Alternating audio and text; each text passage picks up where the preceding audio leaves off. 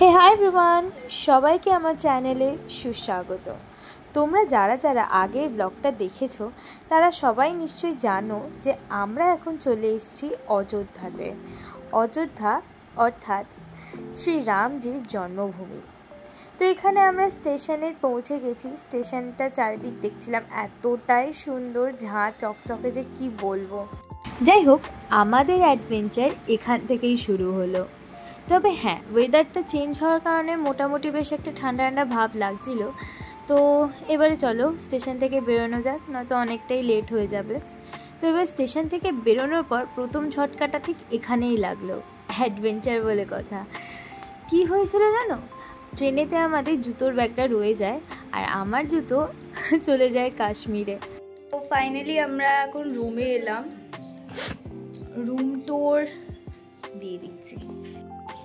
So এরমভাবে ঢুকলেই আর কি, মানে ঢুকেই শেষ রুম। এখানে একটা এরকম আর কি সেট আপ রয়েছে, ব্যাস এরকমই আর কি রুম।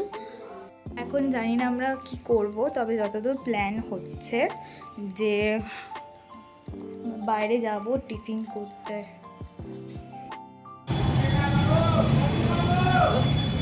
সো আমরা এখন বেরিয়েছি গলি এক্সপ্লোর করতে। অযোধ্যার গলি এক্সপ্লোর করতে করতে তোমাদেরকে বলে দিই আমরা কোথায় উঠেছিলাম। আমরা উঠেছিলাম হোটেল কৈলাসে। মন্দির থেকে খুব একটা দূরে ছিল না রুমটা, তবে মহাকুম্ভের জেরে সেরকম কোনো হোটেলই ফাঁকা ছিল না। যেসব হোটেলগুলো ফাঁকা পাচ্ছি, নয়তো একটা রুম নয়তো খুব বেশি হাই প্রাইস ছিল। এই একমাত্র হোটেল যেখানে প্রাইসটা আমাদের ঠিকঠাক লেগেছিল, প্লাস দুটো রুমও পেয়েছিলাম।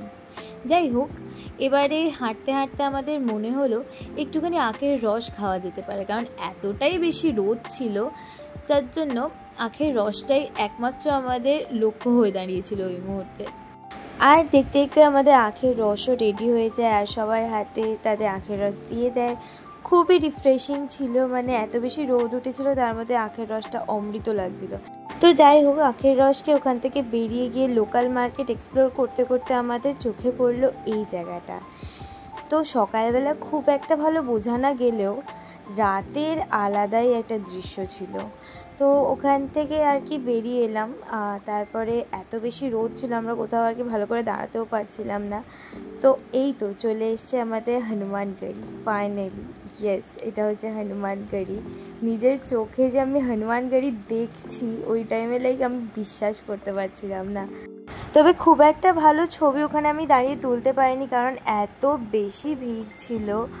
তো মানে রাস্তাঘাটে আমি যে কোথাও একটা দাঁড়িয়ে ভালো করে ছবি তুলবো সেরকমের সুযোগ পাচ্ছিলাম না যাকে বলে।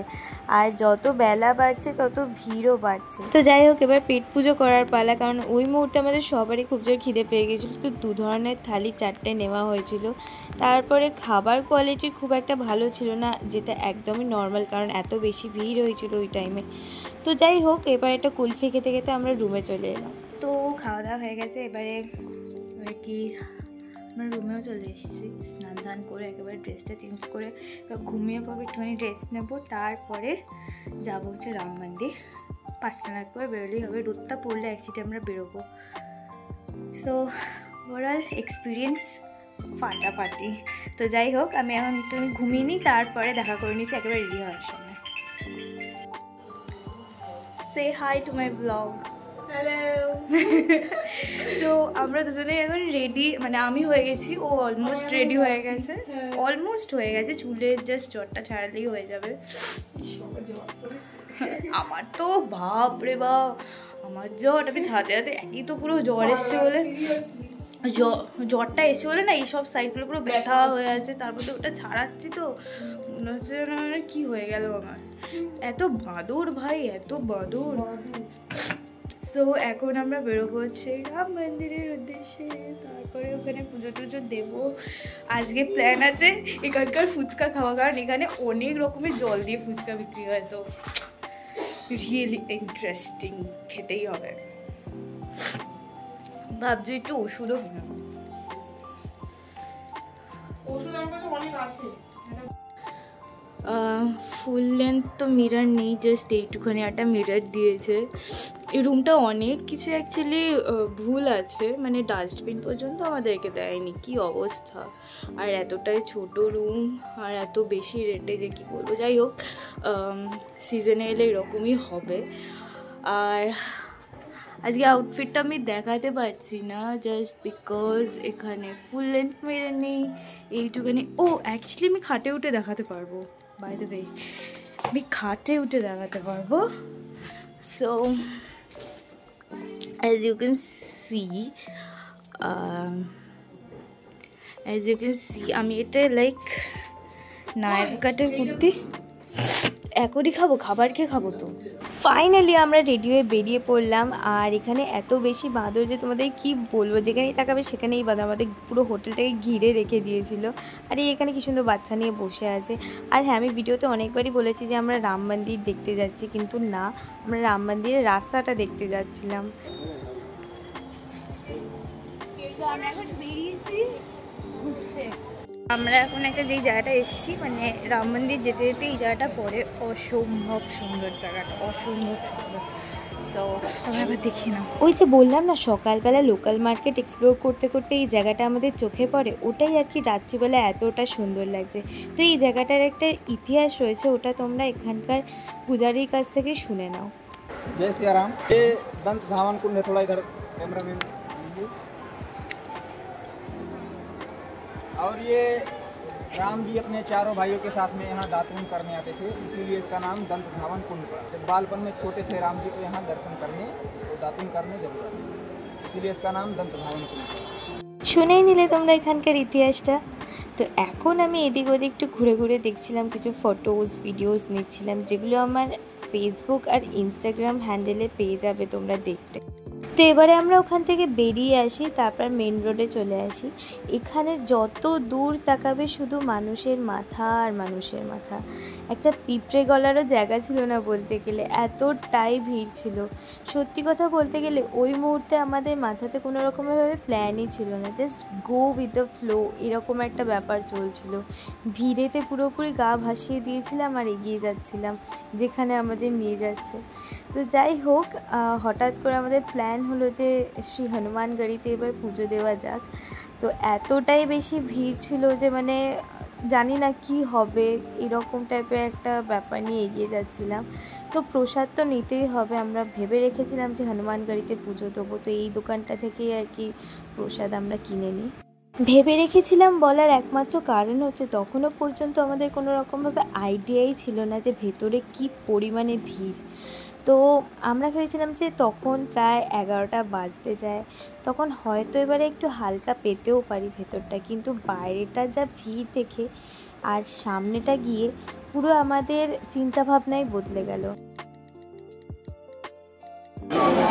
তো এখন আমরা প্রসাদ নিয়ে নিয়েছি আর চলে এসেছি হনুমানগড়ি। প্রচুর ভিড় অ্যাকচুয়ালি, এখানে লাইভ পুজোও দেখা যাচ্ছে। এই টিভিতে পুরোপুরি স্পষ্ট দেখা যাচ্ছে যে ভেতরে কি হচ্ছে। তো যারা আর কি ভেতরে ঢুকতে পারবে না, এত ভিড় ঠেলে, মানে বিভৎস ভিড় ছিল। তবুও আর কি আবার কবে আসবো না আসবো তার কোনো ঠিক নেই, সেই জন্য আমরা ঢুকলাম, মানে এই ভিড়েতে গা ভাসিয়ে এগিয়ে গেলাম। তো পুজো দিতে পারিনি, আমাদের ব্যাড লাক। ঠিক আছে, কোনো ব্যাপার না, এত ভিড়ে অনেকেই পুজো দিতে পারছে না, আর ওখানকার সিকিউরিটি সিস্টেমও সেরকম ছিল না। তো বাইরে বেরিয়ে আর কি এরকম একটা তিলক নিয়ে নিলাম, কারণ এটা মাস্ট। আর হনুমানগড়ির একদম পাশেই একটা মন্দির রয়েছে, যেখানে আমরা আনএক্সপেক্টেডলি খুব ভালো করে পুজো দিয়ে দিয়েছি। তো এখন কোনো একটা মন্দির, কি রাজনাথ মন্দির এসছি। তো এখন আমরা এসেছি রাজনাথ মন্দির, গেলাম আর কি হনুমানগড়িতে পুজো দিতে পারলাম না, এতটাই ভিড়, মানে সিকিউরিটি সিস্টেম একদমই ভালো না। তো এখন একটা মন্দিরে এসছি।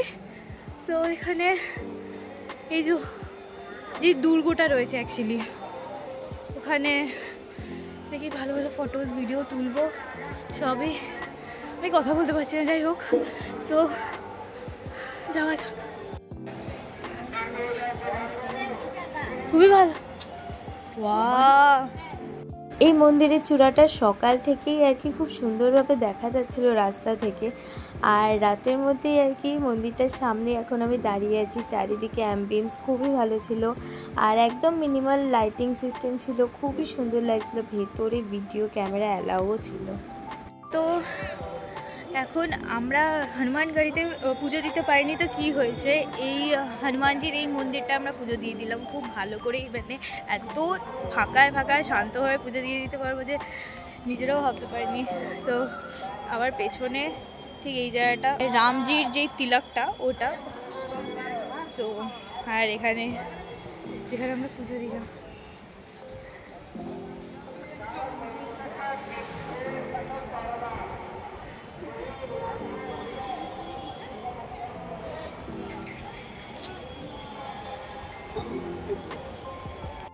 এই মন্দিরটার পেছন দিকে একটা পার্ক রয়েছে, যে পার্কটা এখনও পর্যন্ত কমপ্লিট হয়নি, তবে আশা করি খুব তাড়াতাড়ি হয়ে যাবে। তো এখানেই আর কি এত সুন্দর একটা রামজির তিলক রয়েছে। তো ওখান থেকে বেরোনোর পরে এবারে লোকাল স্ট্রিট ফুড খাওয়ার সময় ওখান থেকে একটা কর্ন চাট নিয়ে নিলাম, আর এখানে 2 প্লেট ফুচকা আমি খাচ্ছি। তো এখানকার আর কি লোকাল মার্কেটে আমি সব কিছু দেখছিলাম আর কি, সবাই মিলে ওখানকার যে মেন ব্যাঙ্গেলস সব কিছু দেখছিলাম। ওখান থেকে আর কি একটা রামলালার মূর্তিও কিনেছি আমার বাড়ি আর দিদির বাড়ির জন্য। তো এবারে খুব জোর খিদে পেয়ে গেছিলো সেই মুহূর্তে, প্রায় রাত 12:30 বাজে। থ্যাঙ্কফুলি অত রাতেও একটা লোকাল রেস্টুরেন্ট খোলা ছিল, তো আমরা ঝটাপট চলে যাই আর দেরি না করে আর দুখানা থালি অর্ডার করে দিই। আর খাবারের কোয়ালিটি অত রাতেও যে এত ভালো পাবো সেটা একদমই এক্সপেক্ট করা যায়নি। সো আমরা অনেকক্ষণই বাড়ি ফিরে এসেছি, মানে প্রায় 12:30 নাগাদ করে বাড়ি চলে এসেছি। শরীরের হাল একেবারেই বেহাল বলতে গেলে। তো আর কি ডিনারটা অসাধারণ ছিল। আর হাজমোলার টেস্টটা কীরকম যেন, যাই হোক আজকের মতো ব্লগটা আমি এখানেই এন্ড করছি। আশা করি তোমাদের আজকের ব্লগটা ভালো লেগেছে। যদি ভালো লেগে থাকে তাহলে please do like, share, subscribe to my channel along with the bell button. You can also follow me on my social medias. I'll put the link in the description box below. So yeah, খুব তাড়াতাড়ি দেখা হচ্ছে তোমাদের সাথে next একটা ব্লগে। ততক্ষণের জন্য টাটা, বাই, গুড নাইট, সাবধানে থাকো, সুস্থ থাকো।